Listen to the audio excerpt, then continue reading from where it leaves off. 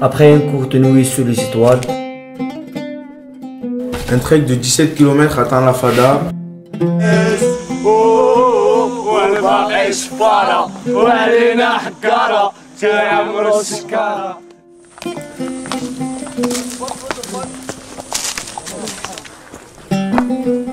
Quel paysage magnifique qu'on peut voir au loin. C'est irréel, en France on peut pas voir ça. C'est une grande beauté. C'est d'une grandeur magnifique.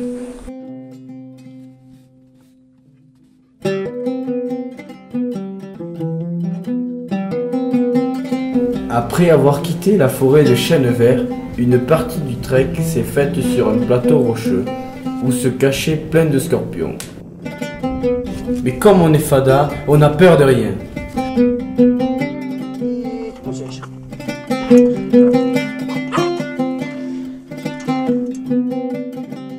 Des groupes mixtes se sont formés à différentes allures. Les Marocains nous servent de guides. On en profite pour poser des questions sur les nomades qu'on a pu rencontrer. وهنا نرى بطل العالم في تسلق الجبال بيرغوني تفصله بضع سنتيمترات لوصول القمة.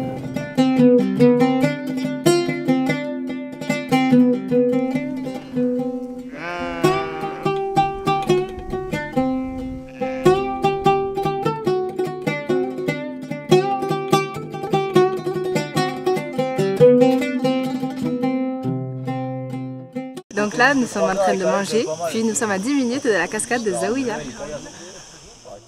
Un sourire. Cheese. Rabat solidaire. Tiens, petit. Ok.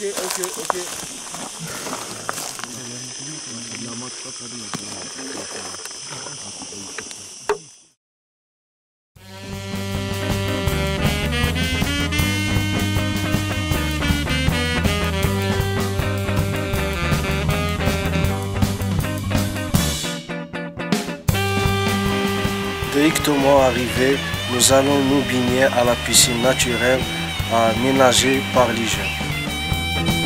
Attention en direct, Dayal. Attention le petit. Il se prépare. Il est sur son tronc d'arbre. Dayal, vas-y. Réfléchis pas.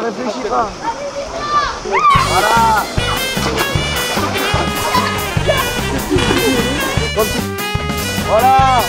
Voilà. Pour développer l'économie des jeunes, l'entrée est à 2 dirhams et on nous propose du thé, des rafraîchissements, du tagine. Nous étions impressionnés par de magnifiques cascades. Les jeunes de Zaouïa nous ont raconté la légende du bâton d'or. Un trésor qui serait enterré sur le plateau et gardé par des diables. Cependant, moi junior, j'ai cherché, mais le seul trésor que j'ai trouvé, c'est une fada.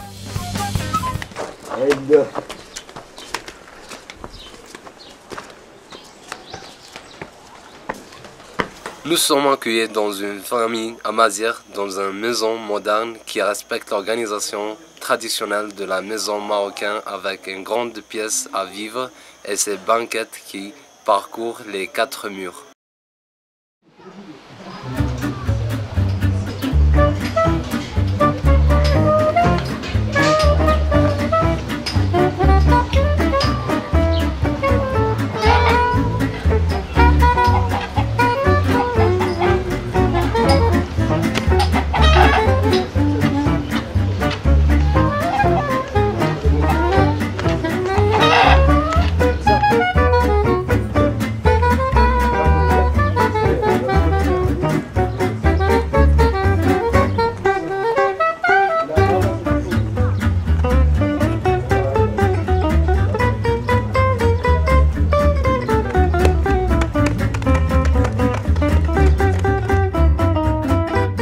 Et pour conclure cette magnifique journée, nous nous retrouvons autour d'un succulent couscous. Dès le lendemain matin, Français et Marocains fusionnent pour former la FADA. Sur la place du village, nous proposons à nos jeunes FADA tout un panel de jeux, de coopération, d'observation et d'entraide afin de renforcer les liens qui unissent les deux groupes. Ce qui ne manque pas d'attirer les regards intrigués des habitants de Zaouïa d'Ifrane.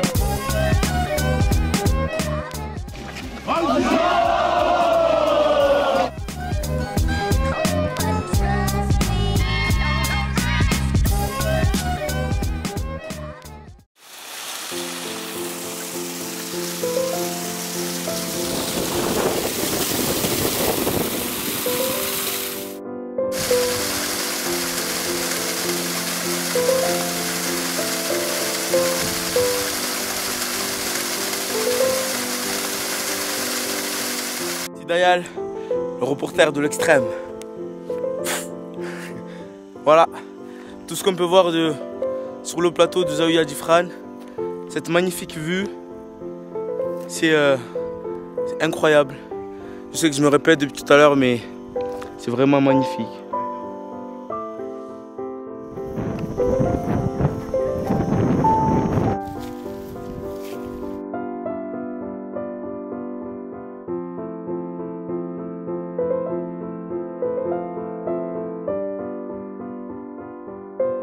C'est à la maison où vivent ensemble les fadas.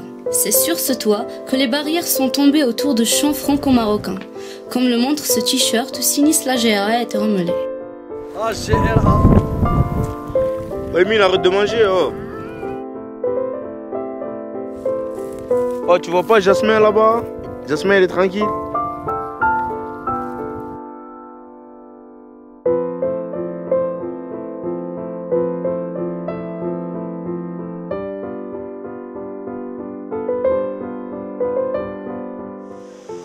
Ici Dayal le reporter. Après la montée sur le plateau de Zaouïa, là on arrive sur le lac, là où on se baigne. Vous allez voir que c'est impressionnant. Après 2 heures de marche, rien de tel qu'une bonne baignade qui rafraîchit bien.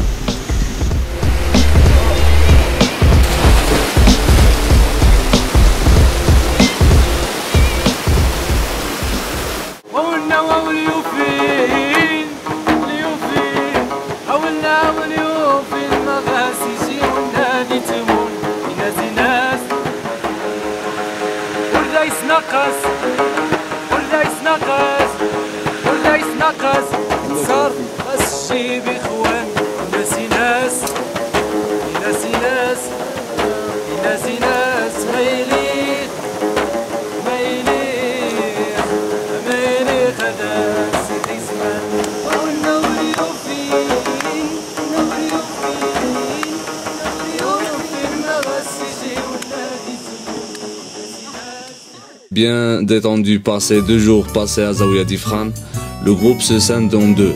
Des plus courageux rentrent en pick-up et les plus fainéants partent pour 7 heures de marche.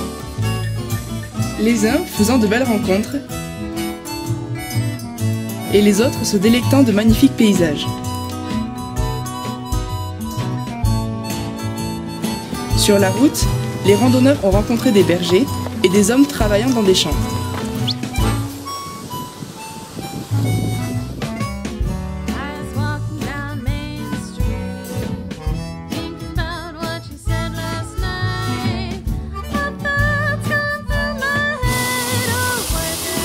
Les nombreuses sources présentes sur le chemin leur ont permis de se désaltérer avec grand bonheur.